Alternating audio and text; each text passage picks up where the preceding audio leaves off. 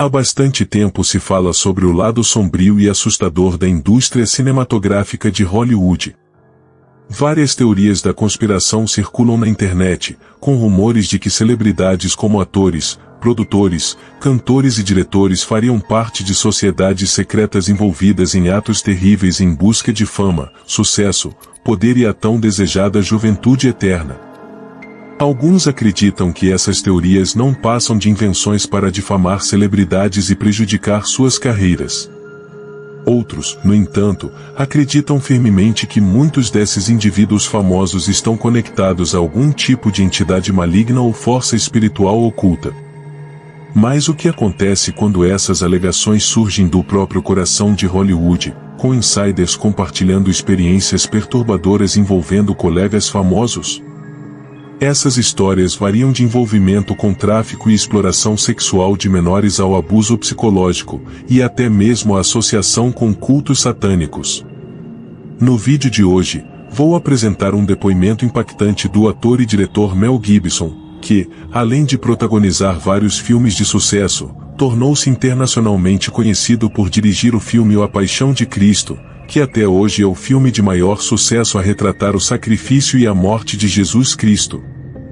Mel Gibson conta que, em determinado momento, teve um encontro pessoal com o próprio Anticristo, e desde então sua carreira foi arruinada. Será que este ator realmente encontrou aquele que, segundo a Bíblia, irá assumir o poder sobre a terra e dominar a humanidade durante a grande tribulação? Fique comigo até o final, pois vou relatar esse encontro, o que aconteceu com a carreira de Mel Gibson desde então, e, ao final, darei minha opinião sobre se essa pessoa poderia ser o possível anticristo. Mas antes de começar, peço que você se inscreva no meu canal. Basta clicar no botão inscrever-se abaixo do vídeo e ativar o sino de notificações, para que você seja ajudado em sua caminhada com Deus. Então, vamos começar o vídeo. Mel Gibson nasceu nos Estados Unidos e ganhou fama internacional no final dos anos 1970 com o filme O Mad Max, uma produção de baixo orçamento que cativou o mundo e elevou o jovem ator ao status de uma das grandes estrelas do cinema.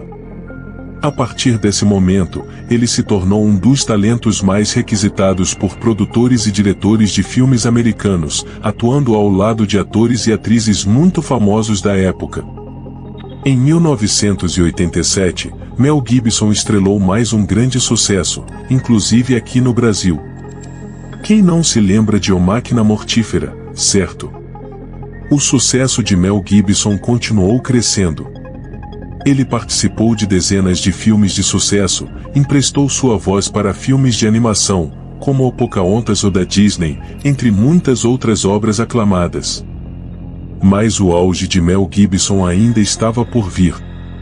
Em 1996, ele ganhou o Oscar de melhor ator e melhor diretor pelo filme O Coração Valente, que narra a batalha pela independência da Escócia no século XIII.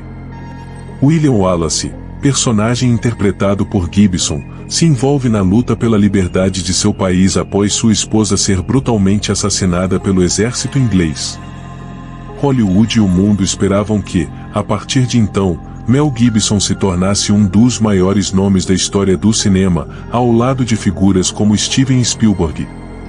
No entanto, pouco tempo depois, o ator, que antes era querido por todos, começou a se ver envolvido em uma série de escândalos e controvérsias relacionadas ao uso de álcool e problemas de controle de raiva.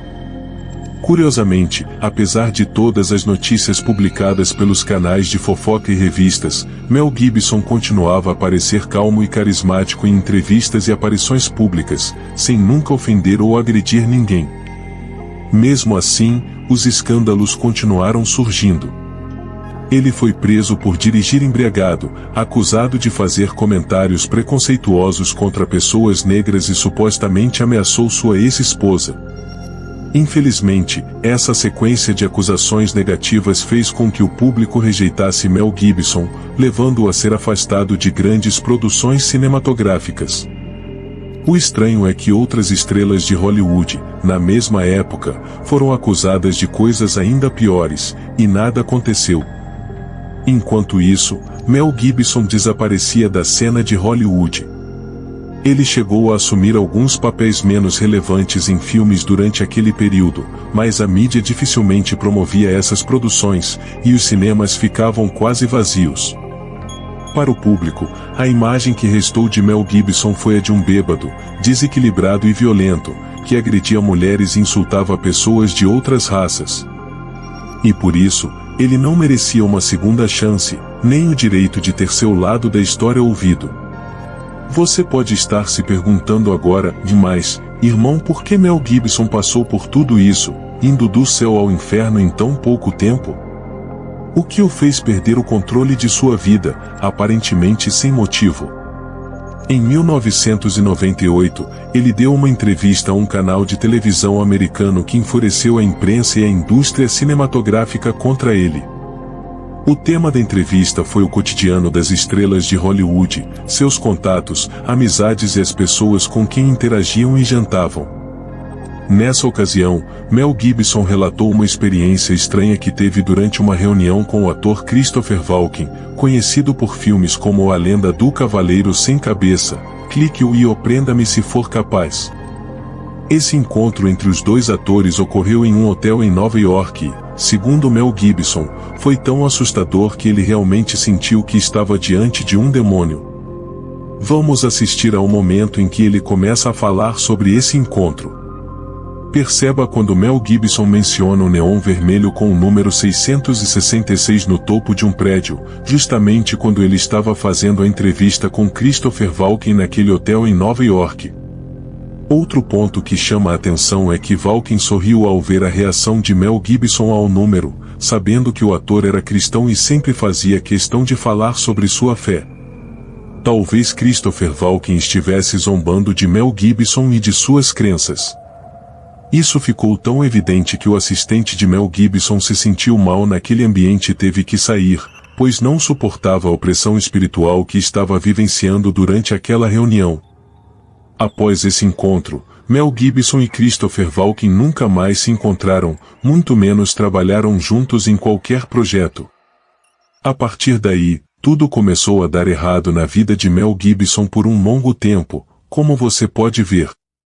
Durante anos, ele foi acusado e julgado pela mídia e pelas pessoas. Em um momento, a atriz Whoopi Goldberg defendeu publicamente seu amigo, afirmando que ele nunca foi racista, como todos diziam. A vida de Mel Gibson só começou a mudar em 2004, quando ele produziu o filme A Paixão de Cristo. Ele queria lembrar ao mundo que Jesus veio à Terra não apenas para falar de paz e amor, mas com uma missão especial, morrer em sacrifício para que sua mensagem fosse a única verdadeira e tivesse o maior significado de redenção humana. Nenhuma produção cinematográfica na história conseguiu retratar a profecia bíblica do sofrimento do Messias tão bem quanto esse filme. Mas ele foi traspassado pelas nossas transgressões, e moído pelas nossas iniquidades, o castigo que nos trouxe paz estava sobre ele, e pelas suas pisaduras fomos sarados. Todos nós andávamos desgarrados como ovelhas, cada um se desviava pelo seu caminho, mas o Senhor fez cair sobre ele a iniquidade de todos nós. Ele foi oprimido e afligido, mas não abriu a boca, foi conduzido como um cordeiro para o matadouro, e como uma ovelha muda perante os seus tosqueadores, assim ele não abriu a sua boca. Satanás pode não ter sabido que Deus já tinha planos de usar Mel Gibson para fazer um filme sobre o sacrifício de Jesus, pois ele não tem o poder de prever o futuro, mas sabia que o homem temia a Deus e queria ser usado por ele de maneira poderosa. Por isso, o inimigo usou todas as suas armas para tentar destruir Mel Gibson e frustrar os planos do Senhor. Mas em nenhum momento Deus o abandonou, e a vitória veio, tanto que agora Mel Gibson está finalizando a continuação de seu filme, que se chamará A Paixão de Cristo, Ressurreição. O ator Jim Caviezel, que interpretou Jesus, disse que este será o melhor filme da história mundial, e que todos os envolvidos já estão enfrentando muitos ataques espirituais durante as filmagens. Meus irmãos, sinceramente, não concordo com Mel Gibson ao achar que Christopher Walken era o anticristo. A Bíblia descreve o anticristo como uma figura que surgirá nos últimos tempos, um líder carismático e poderoso que enganará muitas pessoas, se apresentando como um salvador, mas que na verdade estará em oposição a Cristo e ao plano de Deus.